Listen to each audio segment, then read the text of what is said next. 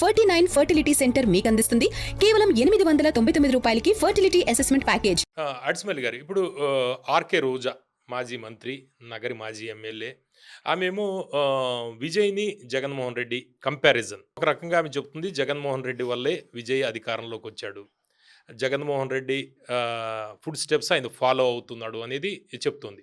మరోపక్క ఆయన చెప్తుంది దమ్ముంటే నన్ను అరెస్ట్ చేయండి అనేది. ఆమె కేసుల విషయంలో పదే పదే తెర మీదకి చాలా వస్తుంది, మీడియాలో వస్తుంది. అయితే ఇప్పటిదాకా ఆమె అరెస్ట్ అయిన పరిస్థితి లేదు. ఆరోపణలు అయితే టీడీపీ చేస్తుంది కానీ అరెస్ట్ విషయం లేదు. దీని గురించి మీరేమంటారు? జోసెఫ్ విజయ్ గారు చాలా తెలివిగా అతను రాజకీయ రంగం ప్రవేశం చేశాడు. వ్యాక్యూము అక్కడే అతను క్రియేట్ చేసుకున్నాడు. అదే అతను ఒక 10 ఏళ్ల ముందు అయితే పని జరగదండి ఆయనకి. మరి రజనీకాంత్ గారు, కమల్ హాసన్, లేకపోతే ఇలాంటి వాళ్ళందరూ కూడా ట్రై చేయొచ్చు కదా, వాళ్ళు ఎవరి వల్ల కానిది. శివాజీ గణేషన్ గారు ఉన్నప్పుడు అవ్వలేదు, మీకు కమల్ హాసన్ గారికి అవ్వలేదు, రజనీకాంత్ గారు, విజయకాంత్ కూడా పూర్తిగా సీఎం అవ్వలేకపోయాడు. దానికి కారణం ఏంటి తెలుసా మీకు? వీళ్ళు చెప్పి కారణాలు జగన్మోహన్ రెడ్డి పట్టం పట్టుకుంటాం వల్ల ఇతను వచ్చాడని చెప్పకుండా మరి వేరే కారణాలు ఏమైనా ఉన్నాయంటారా? సినిమా ఇండస్ట్రీ నుంచి వచ్చిన కరుణానిధి గారు కానీ, ఎంజీఆర్ కానీ, ఎంజీఆర్ అనంతరం జయలలిత కానీ సినిమా బేస్డ్గా వాళ్ళిద్దరు ఉన్నారు అక్కడ. సినిమా వాళ్ళకి ఇంకో ప్లేస్ ఉండదండి అక్కడ. అందుకనే రజనీకాంత్ తెలివిగా తనేమి ఎంటర్ అవ్వలేదు అక్కడ. వయసు కూడా అతను సహకరించాల. అతను పద్ధతిగా ఏదో రంగం దూరేద్దాం అనుకోకుండా తప్పుకున్నాడు. కమల్ హాసన్ గారు సనాతన బ్రాహ్మణ నేపథ్యం. అక్కడ మీకు తమిళనాడులో ఈ బ్రాహ్మణ ఆధిపత్యాన్ని సహించరు. అందుకని అతను ఎమ్మెల్యేగా కూడా గెలలేకపోయాడు. ఏమండి, వీళ్ళిద్దరూ ఉండగా, ఎంజీఆర్ కరుణానిధి ఉండగా శివాజీ గణేషన్ కట్టుకోరు, ఆయనకు కూడా పని జరగలేదు.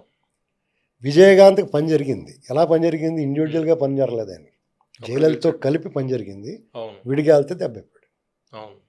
ఇప్పుడు మరి ఇతనికి ఎందుకు పని జరిగింది అంటారు? అందులో హెడ్లు 2 లేవు. టీఎంకే కానీ కరుణానిధి గారు లేడు, కళయింజర్, ఈవిడ జయలలిత గారు కూడా లేదు. అప్పటికి ఏమైందంటే లీడర్ లేరు. ఇప్పుడు ఏఐడిఎంకే అనేటువంటిది తన అస్తిత్వాన్ని, తన క్యాడర్ బేస్డ్ వాళ్ళ క్యాడర్ కాపాడుకుంటున్న ఓటు బ్యాంక్ ఉన్న ఆ లీడర్లో పన్నీర్ సెల్వం లాంటి వాళ్ళు డిఎంలోకి వెళ్ళిపోయాడు. విజయ్ కూడా దాదాపు ఒక 17 ఏళ్ళ నుంచి తన అభిమాన సంఘాలను ఎక్కడికక్కడ అన్ని నియోజకవర్గాల్లో పార్టీ క్యాడర్గా కాకుండా అభిమాన సంఘాలతో లోకల్ బాడీ ఎలక్షన్స్లో పాల్గొనడం, అంటే దూరదృష్టితో పనిచేసాడు, ప్లాన్డ్గా పనిచేశాడు అతను. ఓకే, ఇవాళకి అతనికి వర్కౌట్ అయింది. అంటే చాలా ముందుగానే వర్కౌట్ చేసుకున్నాడు అతను. జగన్ రోల్ ఏం లేదంటారా? అందరూ అనుకున్నట్టుగా అతను రూపాయి ఖర్చు పెట్టకుండా వచ్చాడు. అంటే జగన్ ఫోటో కూడా పెట్టాడు. వైసీపీ వాళ్ళు ఎక్కువగా ప్రచారం చేస్తుంది జగన్ ఫోటో తోటి విజయ్ వెళ్ళాడు కొన్ని సందర్భాల్లో. చెప్తానండి, అతను కార్ డ్రైవర్కి ఇచ్చాడు, ఆటో అవన్నీ కొట్టుతానండి. నిజం కాదండి. ఒకసారి కార్ డ్రైవర్కి ఇచ్చాడు అన్న, డ్రైవర్ కొడుకు అన్నారు. అతను ఎవరో, అతను ఏంటో, అతను పోషన్ ఏంటో మీకు తెలుసుకుని వివరాలు. ఇప్పుడు ప్రచారం చేయడానికి ఏముందండి, అతను సోషల్ మీడియాలో ఆ రకంగా ప్రాజెక్ట్ చేసుకోగలిగారు. అంతేకాకుండా డబ్బులు ఖర్చు పెట్టలేదంటే ఒక మన్నార్గుడి మాఫియా అని వారు జయలలిత, అలాంటి మైనింగ్ మాఫియా వెనకాల, లెక్కరో మైనింగ్ మాఫియా అతని వెనకాల ఉంది. మన్నార్గుడి మాఫియా ఉందా? మన్నార్గుడి మాఫియా కదా, లెక్కరో మైనింగ్ మాఫియా ఉంది. వాళ్ళు కూడా మన ఆంధ్రప్రదేశ్ చెందిన వాళ్ళు. జగన్మోహన్ రెడ్డి కూడా ఉన్న అనిల్ రెడ్డి ఉన్నాడు, సునీల్ రెడ్డి ఉన్నాడు, అతను ఉన్నాడు. తర్వాత మన కొడుకు వాళ్ళ కుమారుడు పెళ్ళినప్పుడు ఇద్దరు కలిశారు అనే ఫోటో కూడా ఆ పక్కన కూడా ఇప్పుడు నిన్న ముఖ్యమంత్రి అయ్యే ముందు కూడా పుష్పగుచ్చాలు పక్కన లేరా, వాళ్ళిద్దరు ఉన్నాయి. కాబట్టి మనం మరి అంత ఇదిగా అతనేమి మరి అలాగొచ్చేసాడు ఎన్టీ రామారావు గారిలాగా అనుకోకూడదండి. అతను ప్లాన్గానే వచ్చాడు, చాలా తెలివిగా వచ్చాడు, వ్యాక్యూమ్ ఉంటుందని తెలిసే వచ్చాడు, తెలుసుకుని వచ్చాడు, బాగానే పెర్ఫార్మ్ చేశాడు. అయినా అతని అచీవ్మెంట్ ఎక్కడి వరకు వచ్చాగింది, 10 అడుగుల దూరం లాగింది. దాని కారణం ఏంటనుకుంటున్నారు? జగన్ ఫోటో పెట్టుకున్నాడు కాబట్టి అతనికి 11 సీట్లు వచ్చినాయి. ఆ 11 ఇతనికి తక్కువ వచ్చినాయి. ఫోటో లేకపోతే అధికారంలోకి వచ్చాడు. ఖచ్చితంగా మన మసి చేతులు, మసి కాళ్ళు అక్కడ పడకూడదు. మన దరిద్రం ఇప్పుడు కేసీఆర్ గారికి అంటుకుంది, అతను దరిద్రం, అతను ఓడిపోడు కదా. వాళ్ళిద్దరు కౌగులించుకున్నారు. మీకు ఇక్కడ టైం బాగున్నప్పుడు మీకు బాగుంటుంది, మీ స్నేహితులకి బాగుంటుంది, మీరు సలహా ఇచ్చిన వాళ్ళకి బాగుంటుంది. మీకు దరిద్రం నెత్తి మీద తాండవిస్తున్నాడు, మీరు నమ్మితే నమ్మండి, లేకపోతే మానేయండి. మీరు బంగారం ముట్టుకుంటే మసి అయిపోతుంది. జగన్మోహన్ రెడ్డితో మాట్లాడినా, వాళ్ళ పార్టీలో ఉన్నా, అతనితో కలిసి సాంగత్యం ఉన్నా, అతనితో కలిసి వ్యాపారం చేసినా మఠాష్ అయిపోతారు. ఎందుకంటే ఒక్కొక్కసారి మన దశ బాగోపోయినా, మన మన దిశ బాగోపోయినా మన దశ బాగుంటే దిశను మార్చుకోగలుగుతాం. దశ దిశ రెండు దరిద్రమై చెందించుకుంటే ఇక ఆడు కోలుకోవడం కష్టం. అంచేత ఆ మాట్లాడు మావోడు మేము మా ఫోటో పెట్టుకుంటాం మళ్ళీ వచ్చాడని చెప్పుకుంటాము అంటే అతని స్థాయిని తగ్గించినట్టు, అతని కృషిని తగ్గించినట్టు, అతని ప్లానింగ్ని తగ్గించినట్టు.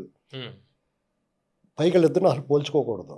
విజయ్ గెలిచాడు, ఎంత వినయ విధేయతలతో పద్ధతిగా ఉన్నాడండి. మాజీ ముఖ్యమంత్రి స్టాలిన్ గారి ఇంటికి వెళ్ళి ఆశీర్వాదం తీసుకున్నాడు, అవును, ఆప్యాయంగా వాళ్ళని పలకరించాడు. ఎవరు ఊహించలే అలాగే నిర్ణయం. ప్రత్యర్థి పార్టీలు అందరినీ కలిసి వచ్చాడు. అవును, అది వాళ్ళ పట్ల గౌరవాన్ని పెంచుతుంది, వైరం కాదు.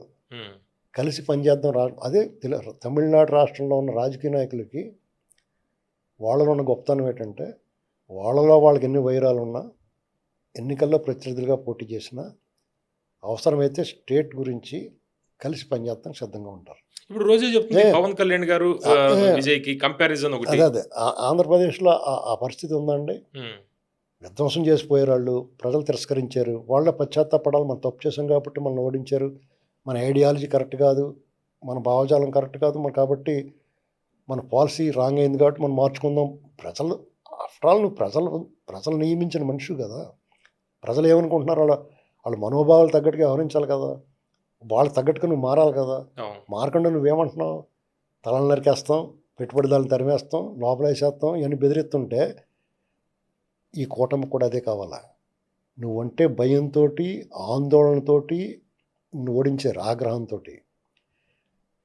అది 2 ఏళ్ళు గడిచినా నీ మీద భయం కానీ, ఆగ్రహం కానీ, ఆందోళన కానీ తగ్గలేదు ఎవరికి. అది నువ్వు అలాగే అతను సస్టైన్ చేసుకుంటూ వస్తున్నాడు. వీళ్ళకి నొప్పి ఏముందండి, ఎప్పుడు అతను లోపల వేయాల్సిన అవసరం వీళ్ళకి ఏముంటుంది. నువ్వు అలాగుండు, మళ్ళీసారి కూడా నువ్వు పోతావు, నువ్వే పోతావు, నీకు ఎంత. ఈ కంపారిజన్ ఏంటి విజయ్కి పవన్ కళ్యాణ్ గారికి కంపారిజన్? అది చాలా తప్పండి. ఎందుకంటే ఆంధ్రప్రదేశ్ రాజకీయాలకి తమిళ రాజకీయాలకి చాలా వ్యత్యాసం ఉంది. తమిళ చాలా అతిగా వ్యవహరిస్తారు. విజయ్ అనేటువంటి వ్యక్తి నేను ఇందాక చెప్పుకొచ్చిందే, ఒక సినిమా యాక్టర్కి అక్కడ వ్యాక్యూమ్ అనుకోకుండా దొరికింది. దాంట్లో అతను ఎమర్జ్ అయ్యాడు. లేదంటే అతను ఎంపీ అవ్వాల్సింది. మిగతా వాళ్ళు కమలాసన్ కన్నా గొప్పడు, రజనీకాంత్ కన్నా గొప్పడు కాదు కదా ఇతను. కమలాసన్ లాగా ఈ రాజ్యసభకు వెళ్ళాల్సి వచ్చింది అంతే.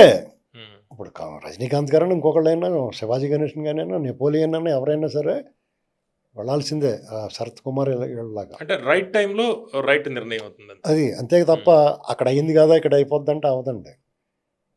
ఆంధ్రప్రదేశ్ సంబంధం లేదు. ఆంధ్రప్రదేశ్లో వాళ్ళకి కావలసిన పార్టీ, ప్రజల గురించి ఆలోచించే పార్టీ 42 ఏళ్ల క్రితం ఎప్పుడో ఏర్పడింది. 44 ఏళ్ల క్రితం ఏర్పడింది. ఇవాళకి సటన్ అవుతుంది. 4 సార్లు ముఖ్యమంత్రి అయ్యాడు, 7 సార్లు అధికారంలో వచ్చింది ఆ పార్టీ.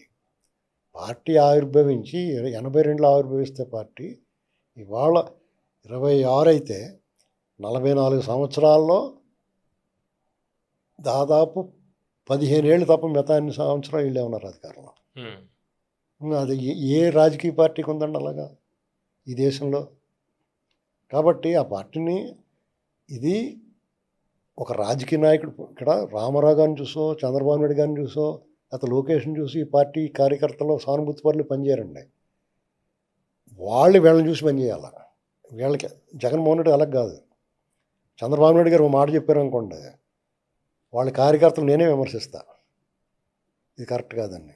జగన్మోహన్ రెడ్డి విమర్శిస్తారు. వాళ్ళు మావిగన్ అంటే పిచ్చోళ్ళ ఇళ్ళు కూడా మావిగన్ అంటున్నారు.